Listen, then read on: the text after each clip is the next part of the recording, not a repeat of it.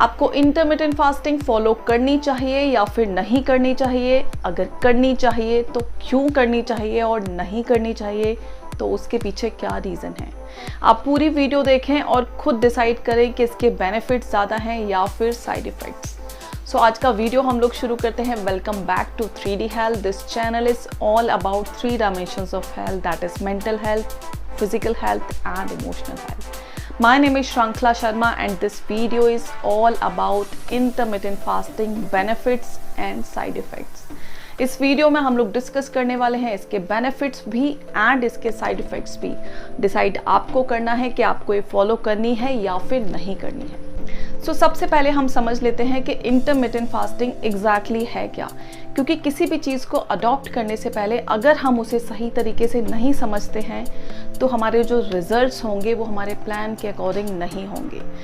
IF जैसा कि काफ़ी सारे लोगों को लगता है कि शायद ये कोई डाइट है जो कि सिर्फ वेट लॉस के लिए बहुत ज़्यादा इफ़ेक्टिव है। दोस्तों, ना तो ये कोई डाइट है और ना ये सिर्फ वेट लॉस के लिए काम करती है। ये एक डाइट पैटर्न है। It's an eating pattern which consist 2 Windows, that is fasting window and eating window of certain time period. यानी कि fasting window and eating window जो कि एक सर्टेन टाइम पीरियड की होती हैं। डिपेंड करता है आप कौन सा मैथड यूज़ कर रहे हैं।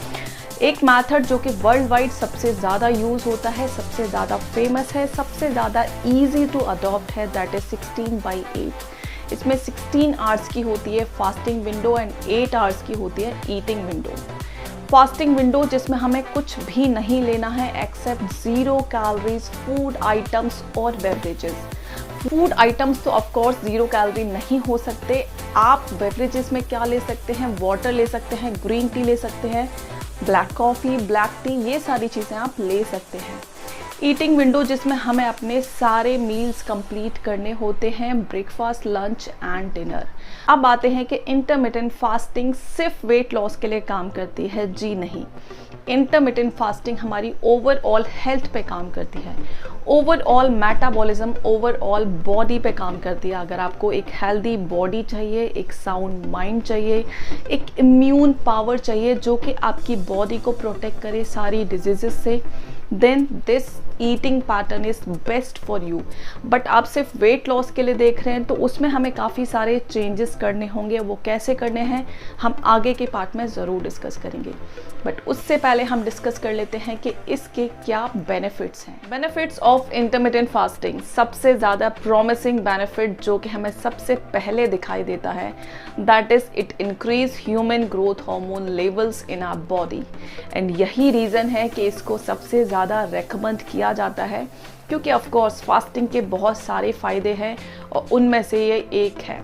इसके अलावा intermittent fasting blood glucose levels को भी डाउन करती है, यानी कि इंसुलिन के लेवल्स को भी कम कर देती है बॉडी में, और इसी तरीके से टाइप 2 डायबिटीज़ को कंट्रोल करने में हमारी बॉडी की हेल्प करती है। उसके अलावा और भी कई सारी डिजीज़ेस हैं जिनके अगेंस्ट हमें प्रोटेक्ट करती है, like heart diseases, Alzheimer and certain types of cancer. Boost our metabolism, क्योंकि फास्टिंग विंडो में जब हमारी बॉडी में कोई भी एक्स्ट्रा कैलोरीज ऊपर से नहीं ली जाती हैं, उस पीरियड में हमारा डाइजेस्टिव सिस्टम रेस्टिंग पोजीशन में होता है और हमारी बॉडी के मेंटेनेंस पे काम कर रहा है। हमारा डाइजेशन जब प्रॉपर होगा तो ऑफकोर्स हमारा मेटाबॉलिज्म भी बूस्ट होगा, और जब मेटाबॉलिज्म बूस्ट होगा ऑफकोर्स हमारा वेट लॉस होगा एंड फैट लॉस होगा। और यही रीज़न है कि इस ईटिंग पैटर्न को सजेस्ट किया जाता है to lose weight naturally and permanently. तो इस तरीके से हमारी बॉडी को फास्टिंग विंडो में इनफ टाइम मिल जाता है हमारी बॉडी में मेंटेनेंस एंड रिपेयरिंग के काम के लिए। और यही रीज़न है कि ये डाइट, ये ईटिंग पैटर्न हमारी इम्यूनिटी को भी कुछ हद तक इम्प्रूव कर देता है। इन होल अगर देखा जाए ये हमारी उम्र को बढ़ा देता है। अब बात कर लेते हैं इसके साइड इफ़ेक्ट्स की।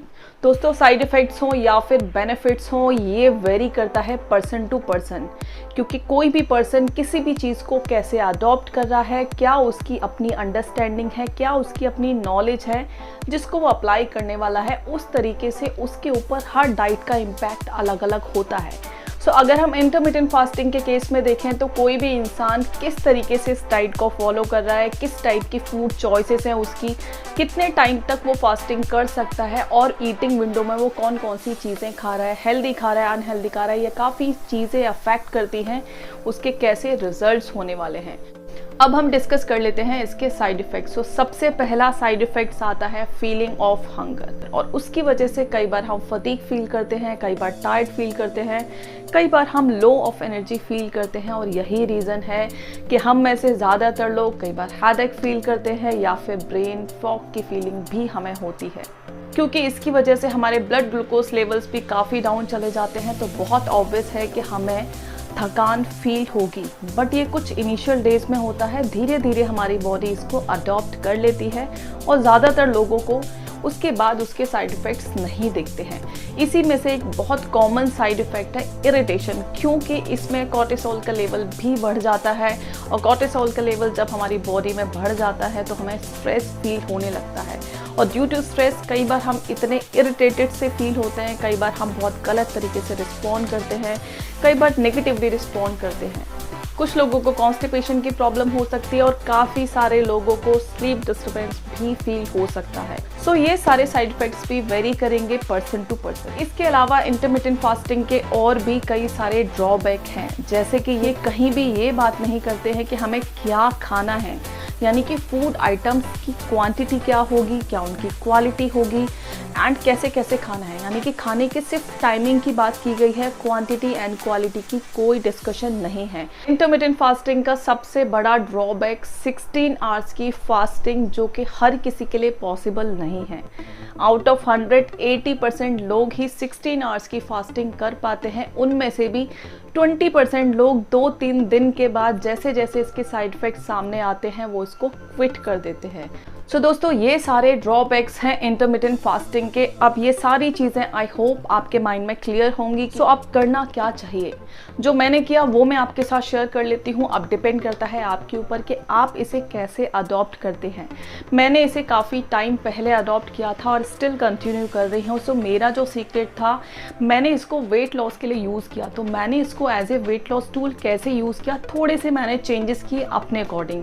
मैंने शुरू किया 12/12, यानी कि 16/8 की जगह मैंने 12/12 का रेशियो रखा और धीरे धीरे इसको बढ़ा के 16/8 पे लेके आई। बट 16/8 में मैं फिर भी कंफर्टेबल नहीं थी, तो मैंने इसे कंटिन्यू किया विद 15/9, यानी कि 15 आवर्स की मेरी फास्टिंग विंडो थी एंड 9 आवर्स की मेरी ईटिंग विंडो थी। इसके साथ साथ मैंने 2 चीज़ें और की। मैंने फास्टिंग विंडो में काफ़ी सारा पानी पिया, एंड ईटिंग विंडो में एंटर करने से पहले मैंने एक्सरसाइज प्लान की per day for 20 minutes. That was enough for my body, and इस तरीके से मैंने इस प्लान को अडॉप्ट किया। खाने के टाइम में मैं कोशिश करती थी कि मेरी जो ईटिंग विंडो हो वो मैं शुरू करूं विद फ्रूट्स एंड एंड करूं with high fibre diet and high protein diet. मैं जो भी डाइट ले रही थी उसमें no salt, no sugar, no fried item, no packed item, no junk food and of course no fast food. And जो भी मेरा खाना था वो घर का बना हुआ प्योर सादा खाना था, फ्रेश खाना था।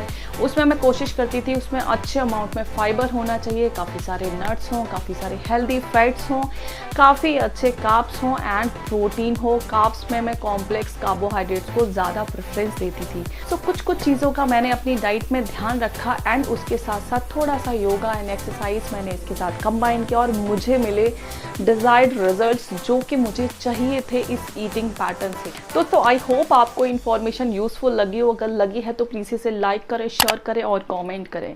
इंटरमिटेंट फास्टिंग पे जैसे कि मैंने पहले भी डिस्कस किया है, 2 वीडियो ऑलरेडी अवेलेबल हैं। अगर आप लोगों ने चेकआउट नहीं किए हैं तो प्लीज़ आप चेकआउट कर सकते हैं। उसके अलावा मेरी वेट लॉस सीरीज़ अगर आप लोगों ने चेकआउट नहीं किया है तो आई बटन में जाके देख लें, या फिर डिस्क्रिप्शन में भी उसका लिंक डाल दूंगी। आप तो मिलते हैं किसी और वीडियो में किसी और टॉपिक के साथ। तब तक के लिए bye bye, take care, stay healthy and stay happy. Thank you so much.